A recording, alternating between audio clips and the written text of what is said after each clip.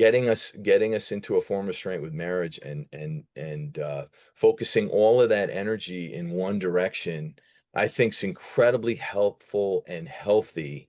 And for young men, our phones, they're just inundated with pornography and all kinds of bad messages. And I think it's really important to come into a beautiful God-centered relationship with a woman. I think it's one of the best things that ever happened to me, and I'm so blessed to have Christine in my life beyond belief. It's so wonderful. God put her in my life. 100%. Beautiful message.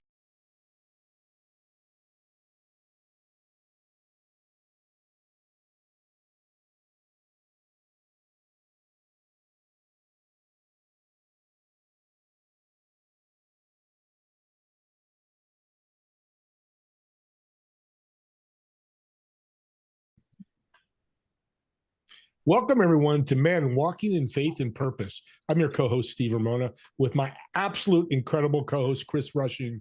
We're so super excited. We got a guest today that we both know.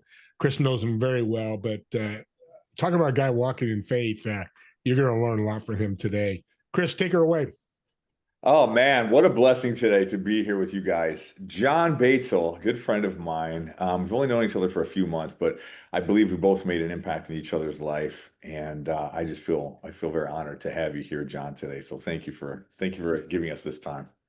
Well, thank you. It's great to be here. I love to get together with people who are oriented on a similar path and are willing and courageous and take this life on. So I look forward to hearing what comes out of this and what we get to chew on and how we include God in this. And what a gift it is to have the logos and then to have a dialogos where with the ultimate good is with us. Yes, yes. I have a question for you. I start the podcast with this question for all of our guests. Being that it's called Men Walking in Faith and Purpose, and that is what we both decided would be the best way to move forward, to share what we want to share and to impact whoever might be watching or listening to this. My question for you is, how does your faith affect your daily walk as you live in your purpose and as you pursue your purpose? Well, I would say that my daily walk is really my primary what's the word I'm looking for? Occupation. You know, I used to say my spiritual path, my interest, I'm a seeker, I've always been a seeker, was my side hustle. But in reality, it's been in the forefront of my life, you know, dedicating my life to well, to being of service and to try to figure out what is happening here. You know, like what is this like? Yeah. What is going on? Like I felt woefully unprepared for whatever this experience is. As we And I all, wasn't yeah. surrounded by sane, loving people who could help transmit what might be important, you know, like mentors. And so my journey has really become, you know, how do I get better at this? And how do I continue to orient myself toward the ideal? I love to say that I can't be sinless, but I can sin less.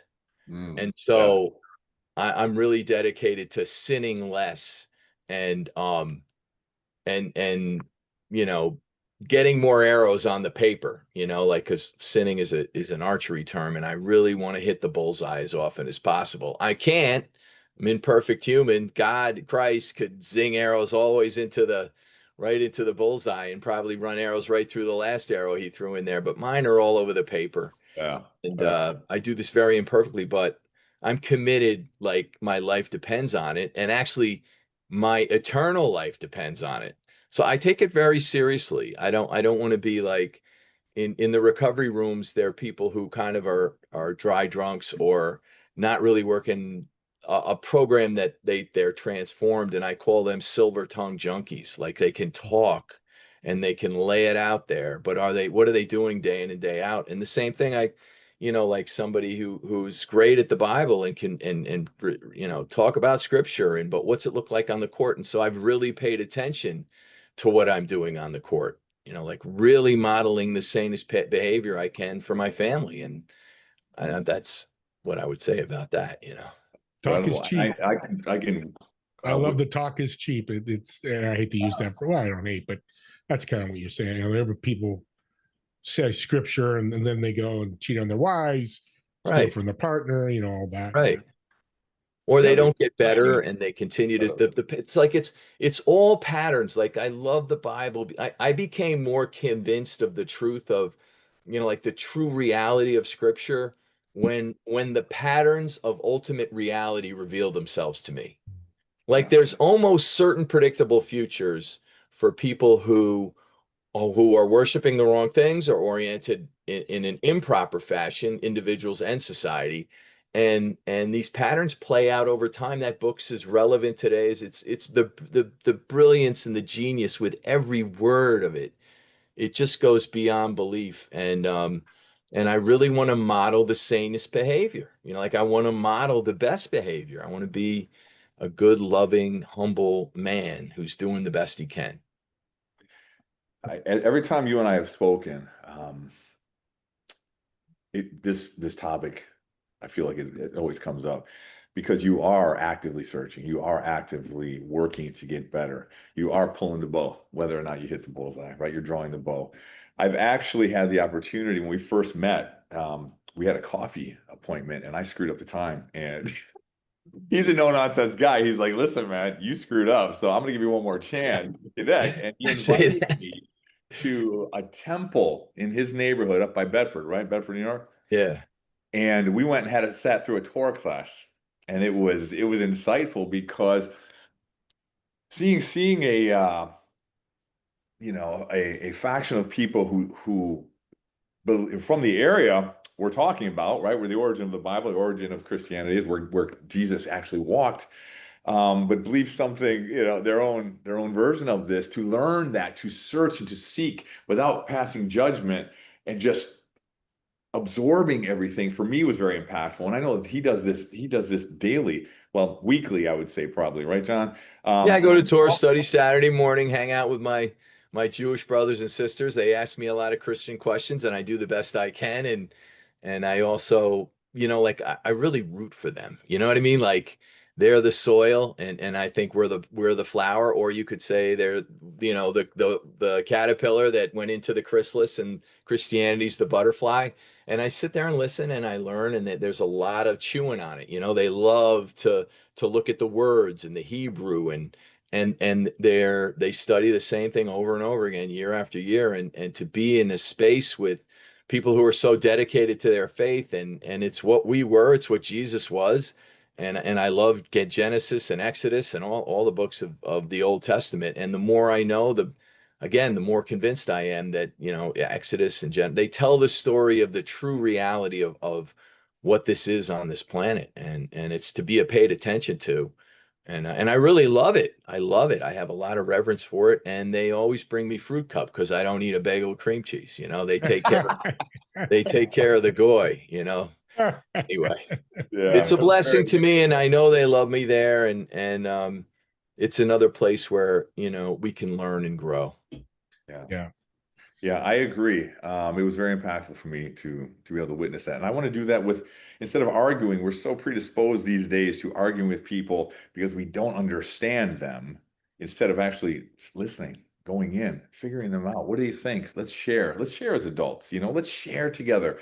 I think that's the humanity. Let's break bread. Let's break bread. Let's talk, because we have more in common, I think, than we do. Um, um, what's the word I'm looking for? We have more in common than we don't. You know what I mean? Yeah. As people, we love family. We have rites of passage. We love to get together, and we love life. And I feel like that's that. Religion can be the divider, or it can be a connector based on coming together and really talking about things and discussing why do we believe what we believe. And I feel like we find a lot of commonality in that. Can you touch on, you were a comedian, I don't know if you're still doing it, but you almost did at the men's retreat we were at, and that would have been They great to censored me. do. They wouldn't let me do it. They were too scared to cut me loose and I give me heard, yeah, I microphone. rode with you and I heard what the material was going to be, and I was ready to stay close to the door. I was too scared myself. Thank God I'd have been excommunicated. Maybe I would not. It would have been fun. Well, touch on that a little bit. Were you like, what was the life like, and did that affect you? Um, as you were starting to search or look for how to be a better man, to be a, to Yeah, be yeah. so. I think that my journey is really about, coming into my own as a man. And I grew up in an environment where I wasn't allowed to be fully self-expressed. There's like when you have authority figures that are they're like the people that are accountable and in charge of you, and they're threatened by your language, or they're threatened by like who you fundamentally are, or they maybe not even know who you are at all, and they want to stick you in places, and they want to put up, do not enter signs. And I think for me, living in that oppression, I would say, or a lot of excuse me, a lot of shaming and making wrong.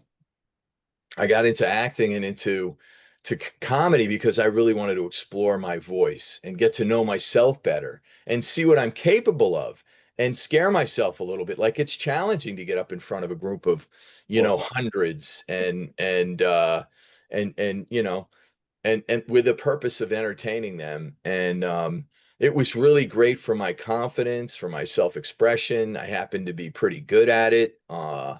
And it gave me experiences. I met people. It was part of my adventure. Like one of the things I always talk to my sons about is this life is supposed to be an adventure.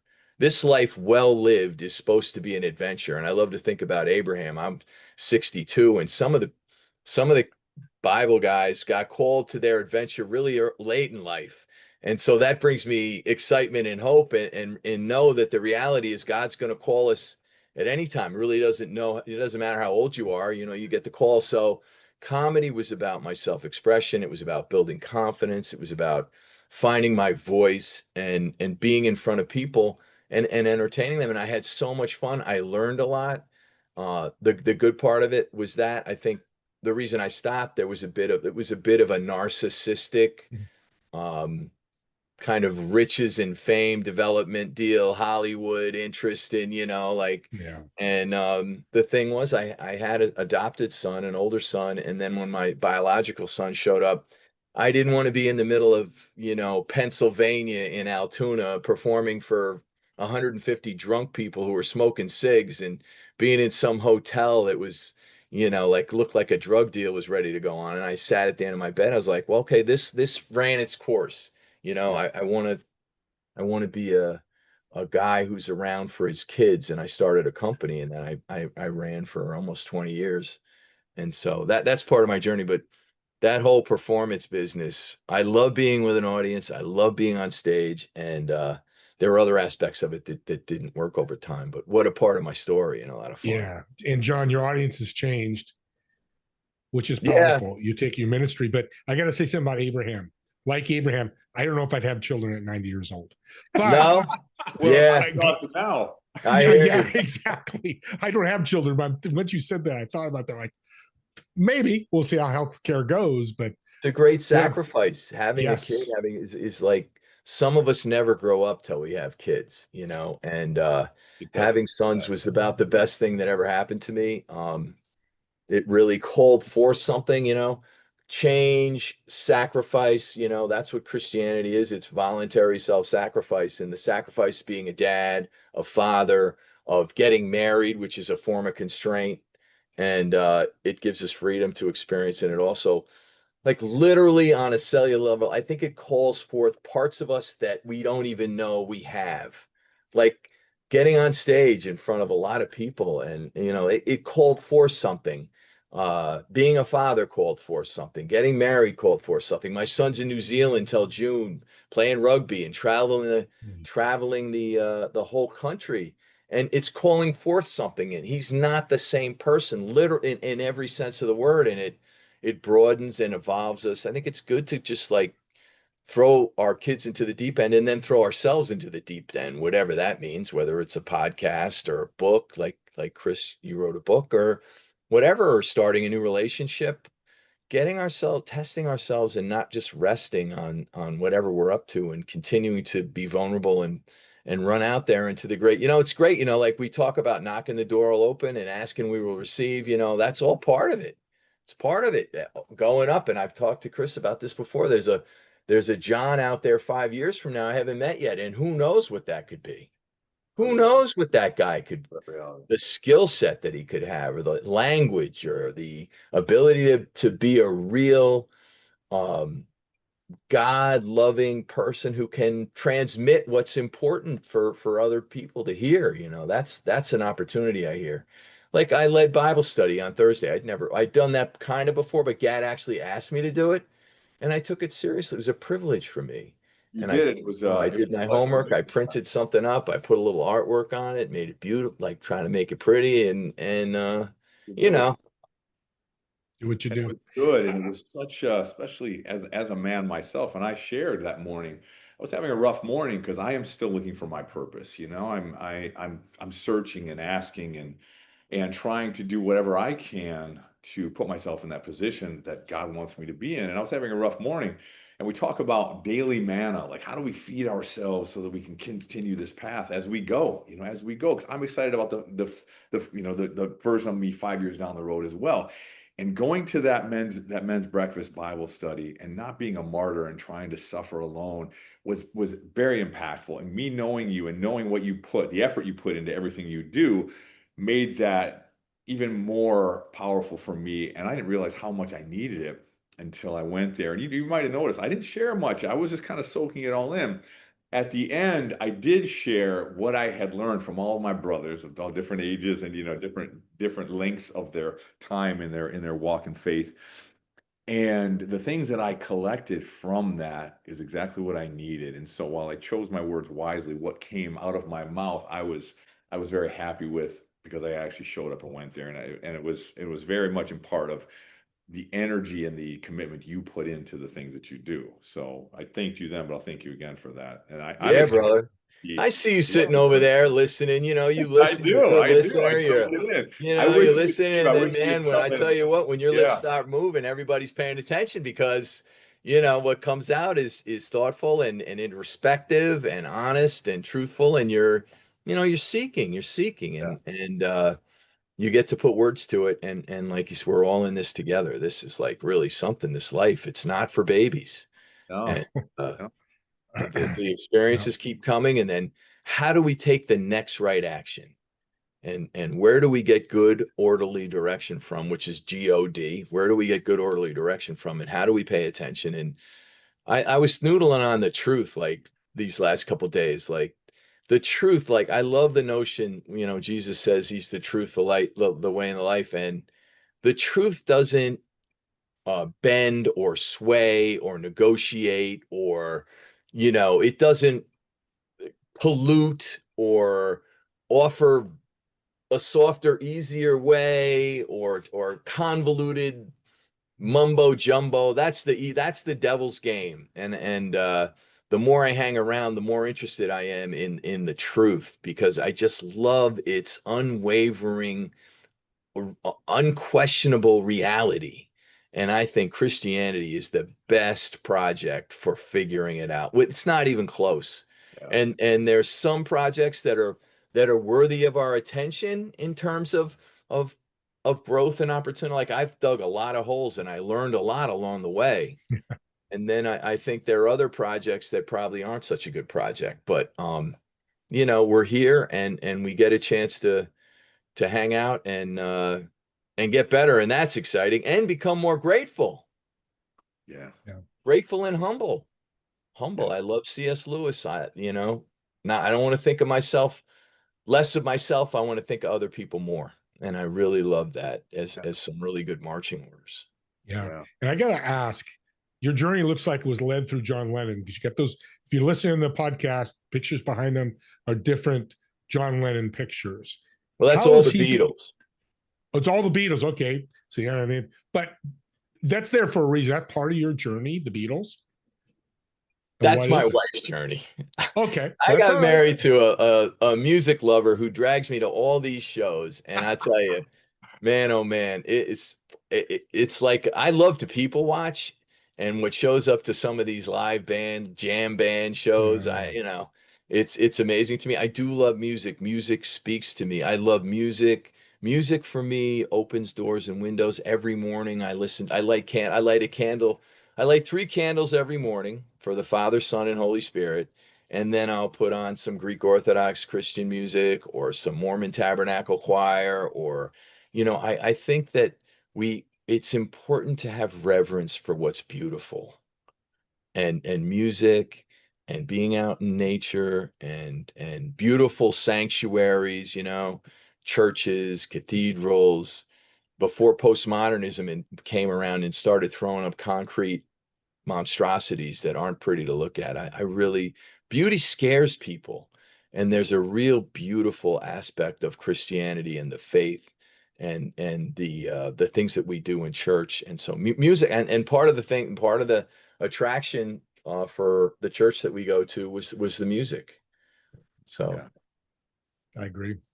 Yeah. So yeah, you have to walk your wife's journey too. I do the same thing. She's got me into music. I've never been really, I like music, but not into it. She is, and I agree. We have to walk in our spouses or our family, our community's journey too, and help with their journey, not just be it all about us.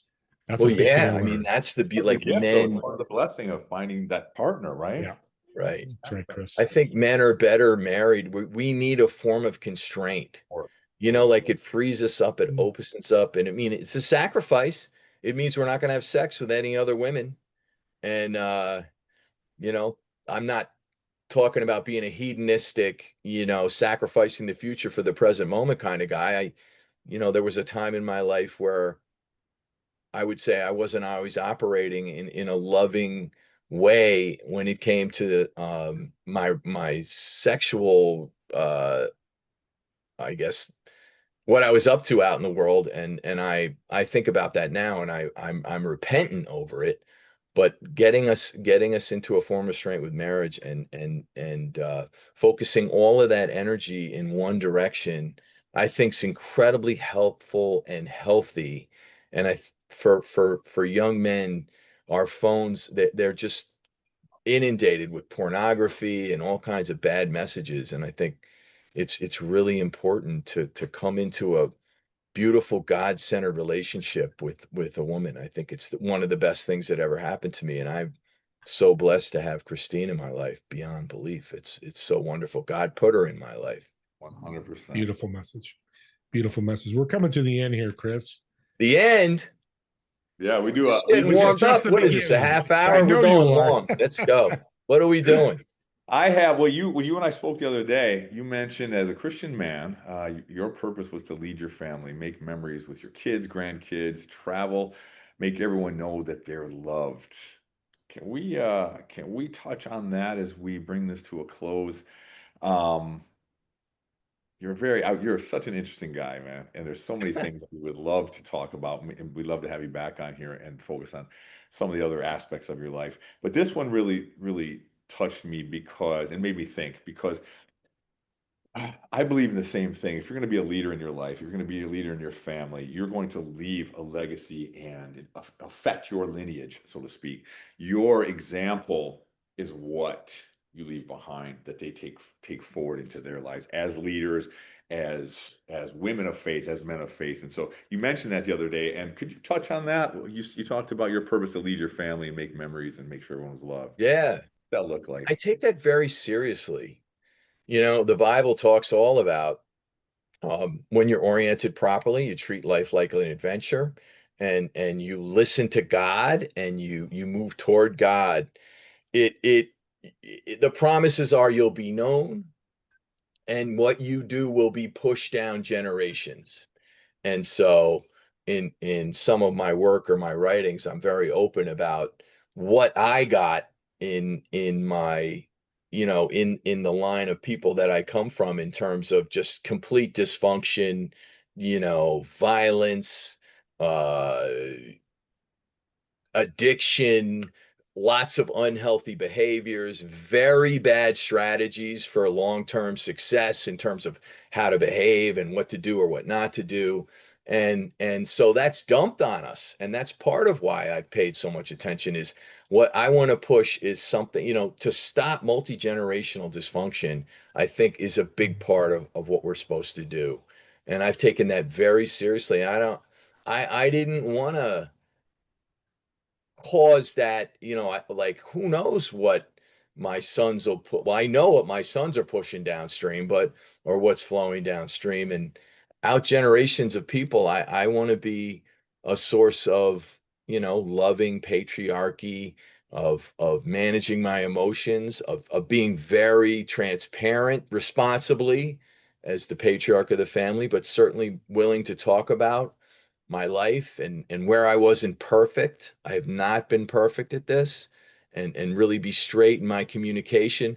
But also, we talked before, like, to have integrity and to be your word, because that's all we have. First was the word, and what we birth from here, and how we show up, and our listening, and paying attention, and all the touch points we have. I FaceTime everybody all the time. Maybe they're not always all interested in seeing me again, but my I'm grandkids that way know that too. they love me, and my kids know they love me, and my wife, my daughter in love, I call her, is just such a beautiful soul. And we're planning a trip. We're going to go somewhere warm over the holidays, and maybe rent an Airbnb on the water somewhere in Florida, or go to, Amelia Island, and hang out at a resort and spend a few shekels. But it's worth every second to memory build. And I've whispered in my grandkids' ears their whole life. Like, I've told them something like, I'm always going to listen to you. You know, I'm always going to let you know you're loved. And I'm always going to be here and support you in whatever way I can, that makes sense to you. I've been whispering that in their ears since they were babies. And it being a grandparent's a good deal. When they call me Papa, I get them, like right now. I'm emotional even talking about them. It's that's something.